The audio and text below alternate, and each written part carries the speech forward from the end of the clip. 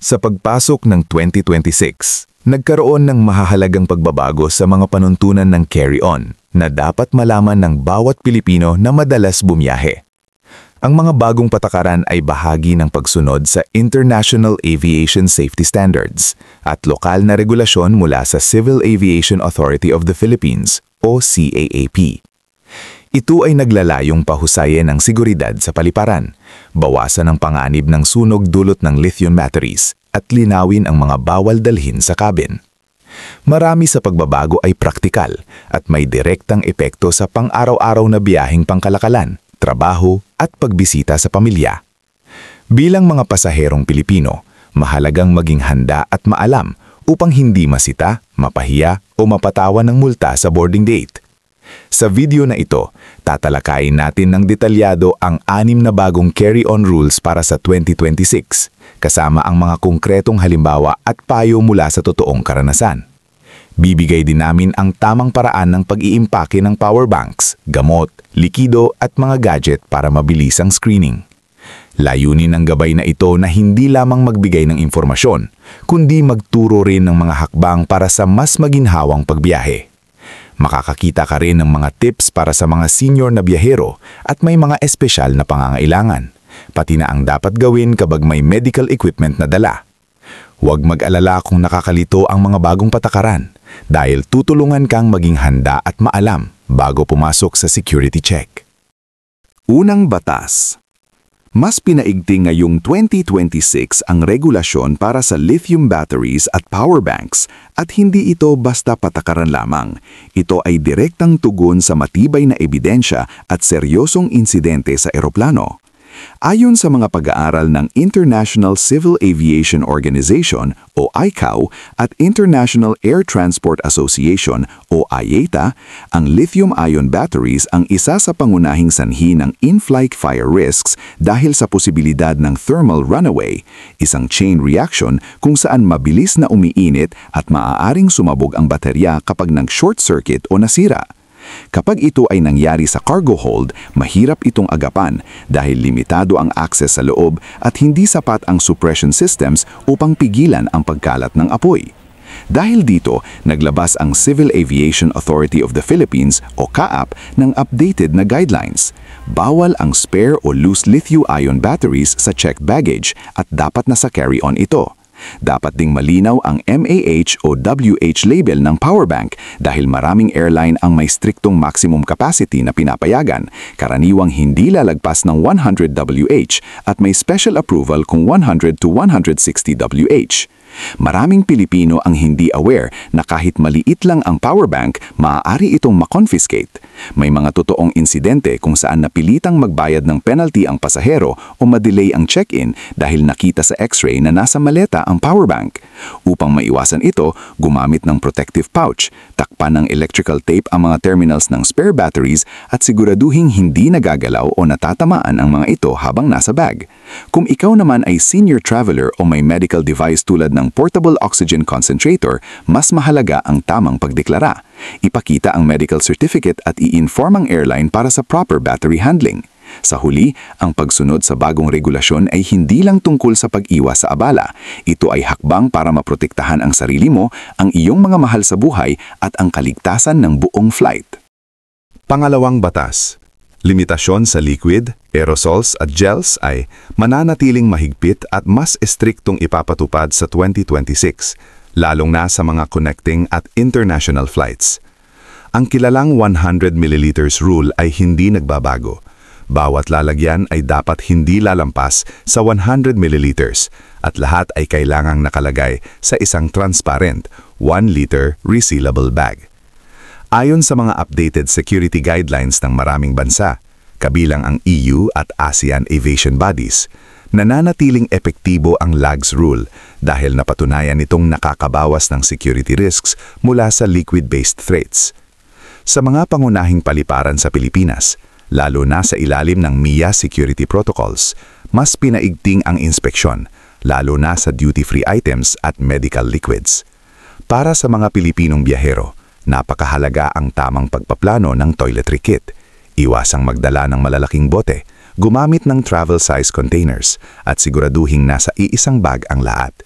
Maraming insidente tungkol sa confiscation ng liquids dahil sa kakulangan ng resibo, paglabag sa sealing requirement ng duty-free shops o hindi pagsunod sa tamang packaging. Madalas itong humahantong sa hindi inaasahang gastos, lalo na kapag kailangang muling bumili ng toiletries o pabango pagkatapos makumpiska. Kung may dalang gamot na liquid, palaging magdala ng reseta, medical certificate o anumang supporting document. Ayon sa International Health Travel Guidelines, ang pagkakaroon ng malinaw na medical proof ay nagpapabilis ng verification at makaiiwas sa pagkaantala sa security check. Ilagay ang mga ito sa madaling maabot na compartment ng iyong bag. Para sa mga mahilig mamili sa airport, mahalagang alamin kung pinapayagan ng connecting airport ang sealed duty-free items o kung kailangan ng special documentation. Iba-iba ang patakaran ng bawat bansa. May airports na mahigpit at may iba naman na mas flexible depende sa ruta at airline.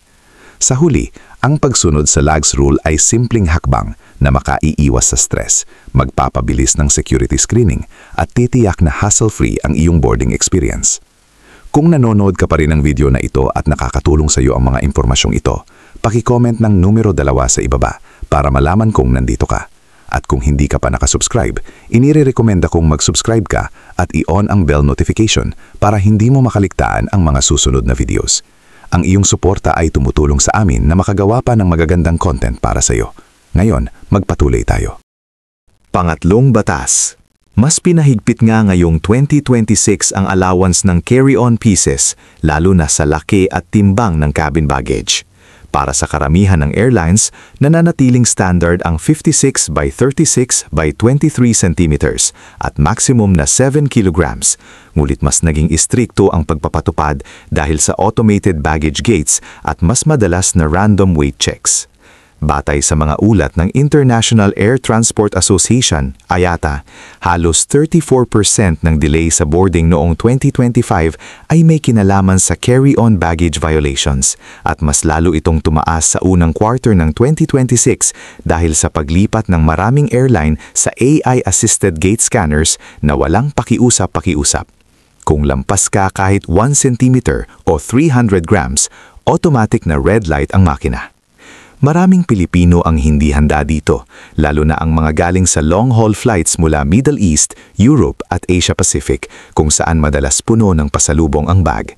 May mga kwento ng OFWs na nataranta sa mismong boarding gate dahil kailangan nilang maglipat ng item sa ibang bag o magbayad ng 2,000 to 6,000 pesos na overweight carry-on fee depende sa airline.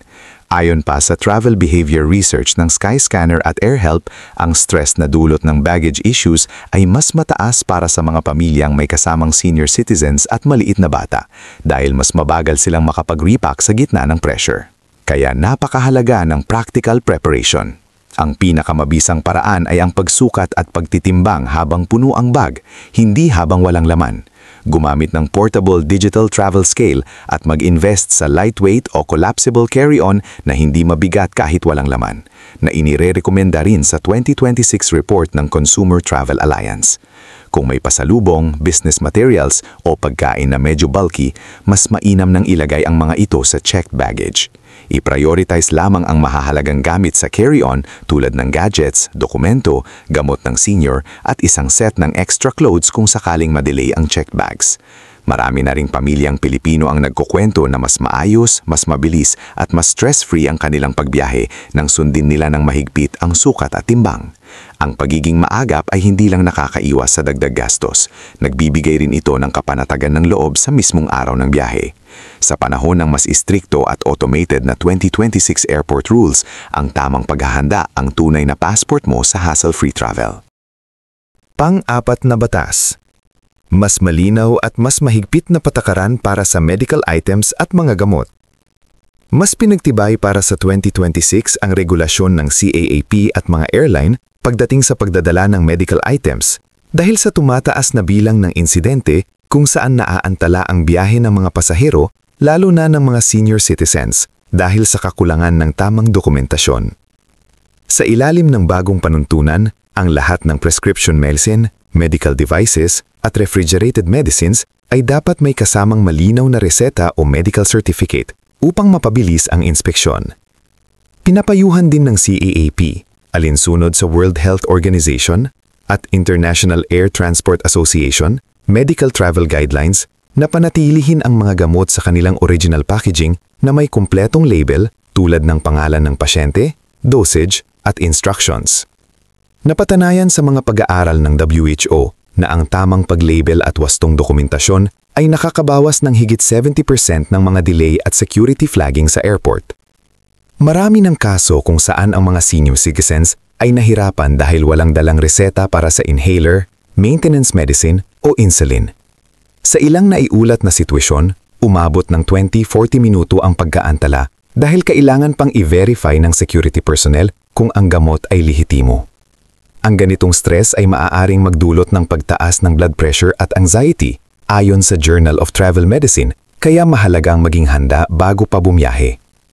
Upang maiwasan ang ganitong abala, magdala ng kopya ng reseta, medical certificate at kung kinakailangan, sulat mula sa doktor na nasa English o may certified translation. Para naman sa mga gamot gaya ng insulin na nangangailangan ng cold chain, mahalagang alamin ang policy ng airline tungkol sa pagtransport ng refrigerated items at magdala ng IATA-approved cold pack na may kasamang dokumentasyon. Kung may life-sustaining device, halimbawa, portable oxygen concentrator, pacemaker documentation, o CPAP, ipaalam ito sa airline 48 to 72 hours bago ang flight upang maayos ang special handling at boarding assistance. Sa huli, ang wastong dokumentasyon at maayos na packaging ay hindi lamang nagpapabilis ng verifikasyon, kundi nagbibigay rin ng proteksyon, hindi lang sa pasahero, kundi pati sa kapakanan ng cabin crew at buong flight. Ang pagiging handa ay ang tunay na susi sa ligtas, maayos at walang stress na paglalakbay. Panglimang batas. Mas pinaigting na listahan ng mga prohibited items ang isa sa pinakamalalaking pagbabago sa bagong carry-on rules para sa 2026 at mas mahigpit na enforcement ang kaakibat nito. Hindi lang ito basta dagdag na panuntunan, ito ay tugon sa lumalaking bilang ng airport security incidents ayon sa mga obserbasyon ng Department of Transportation o DOTR at Civil Aviation Authority of the Philippines o CAAP. Sa maraming pag-aaral at security audits, natuklasan na maraming pasahero ang hindi sinasadyang nagdadala ng mga bagay na delikado pala sa loob ng eroplano, kaya mas pinaigting ang screening, confiscation at penalidad. Kasama sa updated listahan ang ilang uri ng industrial at household chemicals, aerosol weapons, incompatible camping fuel at mga modified e-cigarettes na madaling sumabog o magdulot ng apoy. May mga kaso kung saan ordinaryong bagay tulad ng adhesive sprays, butane refills o specialty tools ang na-confiscate dahil may taglay itong compressed or flammable content. Ayon sa mga report ng aviation safety groups, lumaki ang bilang ng mga insidenteng may kinalaman sa battery overheating at chemical ignition lalo na sa carry-on baggage, kaya mas mahigpit na ngayon ang pag-detect sa mga devices na na-modify o hindi na sumusunod sa manufacturer standards.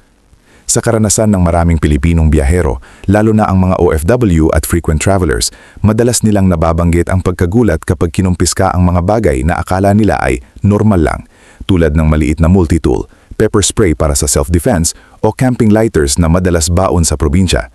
May mga kwento ng mga pasaherong napilitang mag-backtrack sa check-in counter o maantala ng 20-40 minuto dahil sa isang item na hindi nila alam na prohibited pala. Ang ganitong abala ay hindi lang nakakainis, mahari rin itong magdulot ng missed flights at dagdag gastos. Praktikal na hakbang, proven at research-based. Ipinapayo ng aviation authorities na laging i-check ang pinakabagong listahan ng CAAP prohibited items dahil ito ay ina-update taon-taon base sa global standards ng ICAO, International Civil Aviation Organization, at IATA, International Air Transport Association. Bago mag-impake, tingnan ang airline advisories, lalo na kung may dalang sports equipment, tools o outdoor gear. Maraming items ang pwede sa checked baggage basta nakasecure ang packaging. Halimbawa, dapat nakasheath ang matutulis na kagamitan, nasa tamang sealed container ang fuel-powered gear, at nakadisconnect ang removable batteries. Kung may alinlangan ka sa isang item, ang golden rule ay huwag dalin. Mas mainam mag-iwas kaysa magkaroon ng abala, pagkaantala o pagkawala ng gamit. Tandaan, ang pagsunod sa updated prohibited items list ay hindi lang tungkol sa convenience, ito ay direktang nakakaapekto sa kaligtasan mo, ng crew, at ng lahat ng pasahero sa eroplano. Ang 6 na batas, mas pinalawak ang digital security at device screening protocols. Sa panahon ngayon kung saan halos lahat ng Pilipino, mula OFW hanggang small business owner, ay may bitbit na laptop, smartphone o tablet kapag bumibiyahe, mas naging kritikal ang digital security screening sa mga paliparan sa buong bansa. Ayon sa mga bagong protocol na ipinatutupad sa ilalim ng CAAP, Civil Aviation Authority of the Philippines, maaari nang hiingin ng security personnel na i-power on ang anumang electronic device para lamang matiyak na tunay itong gumagana at hindi ginamit bilang imbakan ng anumang banta. Ang simpleng power-on test na ito ay bahagi ng Worldwide Aviation Security Standards na unang pinatupad ng TSA sa US at sinundan ng iba't ibang bansa matapos ang pagtaas ng cyber at digital-based threats sa aviation industry. Ayon sa ilang security research, may mga insidente sa ibang bansa kung saan ang mga electron devices ay ginagamit na shell o cover para sa ipinagbabawal na items o malware-based sabotage. Kaya naman, sa 2026 protocols, mas pinagtutuunan ng pansin ang operational verification ng gadgets upang mapanatiling ligtas ang lahat ng pasahero. Pero huwag mag-alala, may malinaw na advisory ang CAAP tungkol sa privacy protection habang isinasagawa ang screening. Hindi nila pwedeng kopyahin, i-access o i-browse ang personal files mo nang walang malinaw na dahilan at walang pagsunod sa itinakdang legal guidelines. Para sa mga Pilipinong negosyante, remote professionals at content creators na madalas magdala ng sensitibong impormasyon, sobrang mahalaga ang tamang paghahanda bago lumipad. Inirerekomenda ng mga cybersecurity experts na mag-backup muna ng files, gumamit ng data encryption at i-secure ang mga accounts gamit ang two-factor authentication, 2FA. Kung ikaw ay may legal concern, humiling ng opisyal na witness o sundin ang formal protocol ng security personnel upang maging maayos at transparent ang verification process. May karanasan ang ilang pasahero na naantala ang biyahe dahil hindi agad ma-unlock ang kanilang device para sa quick power on check, lalo na kung ubos ang battery o naka-enable ang lalim ng encryption na may delay bago mag-boot. Kaya napakahalaga ng simpleng paghahanda. I-charge ng full ang iyong devices bago bumiyahe, tanggalin ang external drives o peripherals para maiwasang mapanggamalan o hilingin isa-isang suriin at ilagay ang essential documents tulad ng travel itinerary, e-tickets, health clearances o business permits sa mabilis ma-access na storage. Kung mas handa ka, mas mabilis ang screening at mas iwas abala sa pila. Sa dulo, ang bagong digital security protocols ay hindi para pahirapan ang pasahero, kundi para protektahan ang bawat biyahero laban sa mga modernong banta. At kung alam mo ang tamang hakbang at pahanda, hindi ka basta-basta mahuhuli o maaantala sa airport security checks. Pangwakas na kaisipan. Sa pagpasok ng 2026, hindi maikakailang mas humihigpit ang mga patakaran sa carry-on ng mga paliparan, hindi upang pahirapan ang mga pasahero, kundi upang tugunan ang mga makabagong banta sa seguridad at maging mas episyente ang proseso ng flight screening. Ayon sa mga ulat ng International Civil Aviation Organization, ICAO, at Transport Security Administration, TSA, dumarami ang mga insidente ng maling deklarasyon ng gadgets, power banks, at liquid items na nagiging sanhi ng flight delays at emergency inspections. Kaya ang mga bagong rules ay hindi basta dagdag gastos o dagdag abala. Ito ay hakbang para maprotektahan ang buhay at ari-arian ng lahat. Para sa maraming Pilipino, lalo na sa mga OFW, balikbayan at frequent travelers, ang wastong kaalaman sa mga patakarang ito ang tunay na susi sa stress-free na paglalakbay. Magsimula sa paggawa ng detalyadong checklist bago bumiyahe, tiyaking nasa tamang kapasidad ang iyong power banks, karaniwang 100 to 160 watt-hour limit, at nakaayos ang spare lithium batteries dahil ayon sa Global Aviation Standards, ang mga ito ang pinakamadalas magdulot ng fire risk sa cabin. Ihanda rin ang transparent 100 ml liquids bag dahil kahit ilang bansa ang nagre-relax ng liquid rules, karamihan, including CAAP-regulated airports, ay nananatili pa rin sa 100 ml restriction. Huwag ding kalimutang sukatin at timbangin ang iyong carry-on. Ayon sa mga pinag-isang panuntunan ng maraming airlines, mas dumami ang random size checking sa boarding gates para maiwasan ang overcrowded overhead bins, isang pangunahing sanhi ng boarding delays. Kung may gamot ka, siguraduhing may reseta at nakalabel ng maayos. Para sa mga nagdadala ng laptop, hard drives, drones at sensitibong gadget, maging handa sa power-on test dahil karaniwang itong ginagawa sa ilalim ng advanced security screening. Pinakamahalaga, basahin ang pinakahuling advisory ng CAAP at ng airline bago ang flight dahil ang rules ay maaring magbago ng walang abiso. Ang simpleng paglaan ng 5 minuto para mag-check ng updates ay maaring magligtas sa iyo mula sa pagkaantala, confiscation ng items o multa. Sa tamang paghahanda at kaalaman, ang bawat Pilipino ay makakapaglakbay ng mas ligtas, mas kampante at mas panatag ang loob kasama ang kanilang pamilya saan mang sulok ng mundo.